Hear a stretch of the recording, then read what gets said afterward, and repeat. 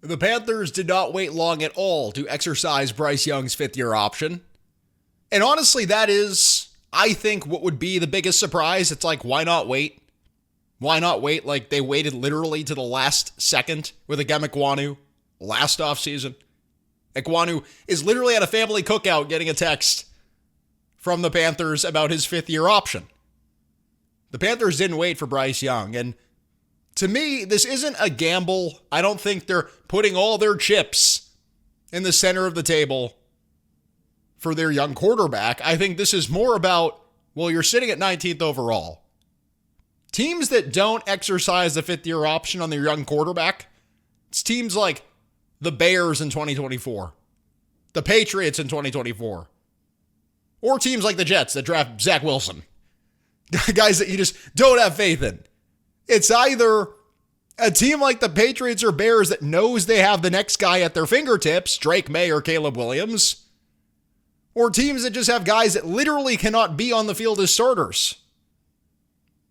And that's why I think this decision is intuitive. It has been intuitive since Graziano broke the report. Joe Person, The Athletic, called the decision an easy one back, I believe, in November after the Week 13 game against the Rams. This decision, from an organizational standpoint, was easy for Dan Morgan. And I think for him specifically, your boss has spent years looking for a quarterback. You've paid them money. You've given up picks. You've done everything in your power. And now I think you're at a similar fork in the road where you have the 19th overall pick. What are you going to do? You're not getting the top quarterback in the draft with that. You're not getting Mendoza or whoever's going to be the top guy. Vegas needs a quarterback. There's teams in front of you that need quarterbacks. And they don't want to trade everything to go and get one, especially in a year and an off season that's about stability. And I also think with Bryce Young, there is upside still. Here is Dan Morgan on Bryce Young's performance in 2025. Dan, there were maybe some questions about Bryce, even though he finished last season, on a high note. Yeah. But still, this was a big year for him. What did you see out of him, and do you feel like he's like the franchise? Yeah, I mean, we're definitely, just to hit on Bryce, we're going to pick up his fifth-year option. I think Bryce has shown, flashes of greatness this year against high-level competition. I think just as a team, we weren't as consistent as we wanted to be on a game-to-game basis. But I think that's part of what happens when you have a young team. You have a young team that's building continuity and, kind of figuring themselves out. So I think Bryce did a great job this year and just really excited about moving forward and him still developing chemistry with our receivers and just the pieces around him that we had. So Morgan clearly not closing the door on Bryce Young's ability to develop. And I think there's a lot of levers that can be pulled. The receivers are going to grow and get better. You hope Coker and McMillan up their game a little bit. You hope they bring in another guy, whether it's a tight end or receiver. Another pass catcher. Maybe another offseason for Young to go and work on the fundamentals, get the footwork down. He's shown flashes. I think specifically those are games where the coverage hasn't been as great. There's no question at all about Bryce Young's leadership or his intangibles, his makeup. Like, some people are like, oh, he gets the fifth-year option and now he's just going to take the offseason off. I don't think that's how this guy is composed. I think he's a fighter. I think despite getting guaranteed money in 2027, I don't think he's going to take his foot off the gas. I think he, above anyone else, has appreciation for how much it matters that he gets better. And I think that interview he did before Monday Night Football, I forgot who interviewed him, but his come to Jesus moment, these are his words, not mine, was literally getting benched by Canales in 2024. That was his coming of age. That was the biggest moment in his life. It was the most challenging moment for him. He understands above anyone else the urgency, and I think he is committed. Now, are there questions about his talent and his makeup?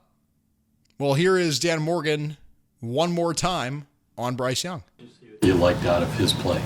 I would say, if you look at Bryce on a day-to-day basis out there, his work ethic out there, his ability to command the huddle out there, take control of the line of scrimmage, make the proper checks, make the proper protection calls, and then really having that translate into Sunday or Saturday or whenever we play.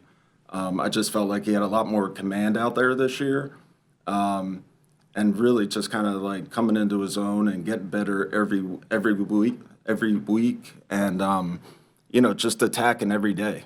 And that's really all you can ask for, just from any player, let alone your quarterback. So this doesn't sound like a GM who is infatuated with his young quarterback and his talent level. He notes the pre-snap improvements, some of the intangible stuff, the leadership qualities. I think that's never been a question with Young. I think he's grown into a leadership role. I think he's more of a leader now compared to 2023, certainly, when he was, 21 years old when he was drafted?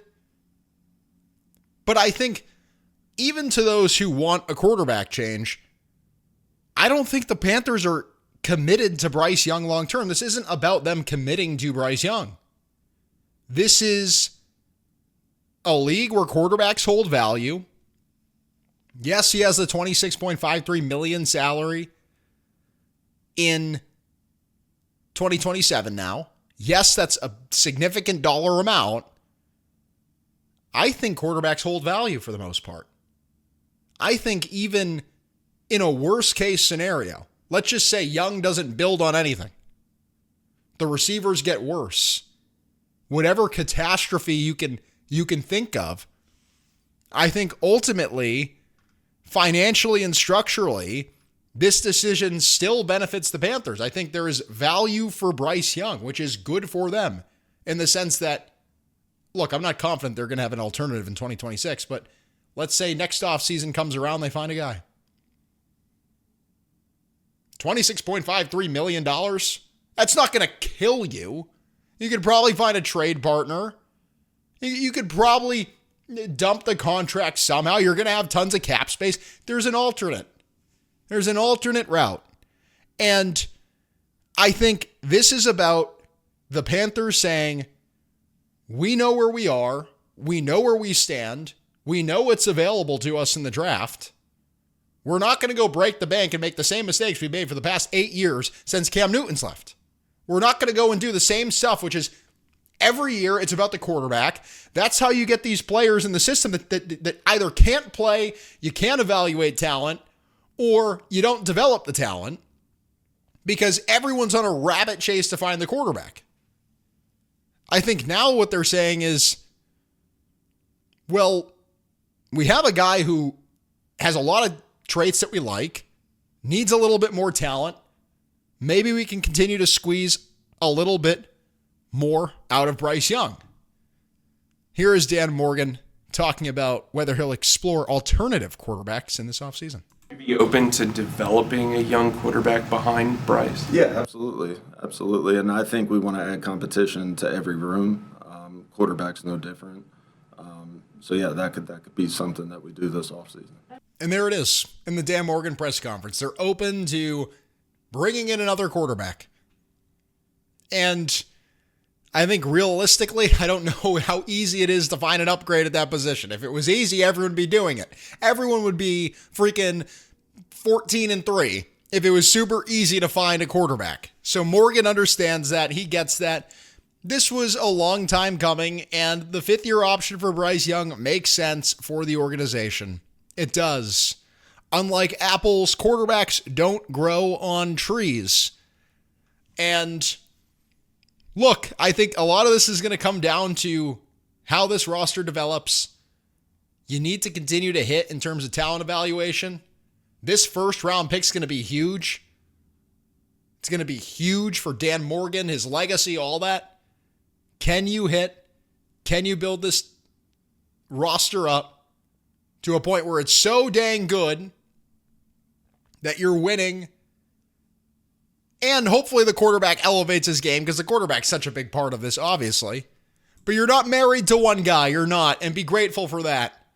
Be grateful no one's making way too much money. Yet. This is The Tone. Thank you so much for tuning in.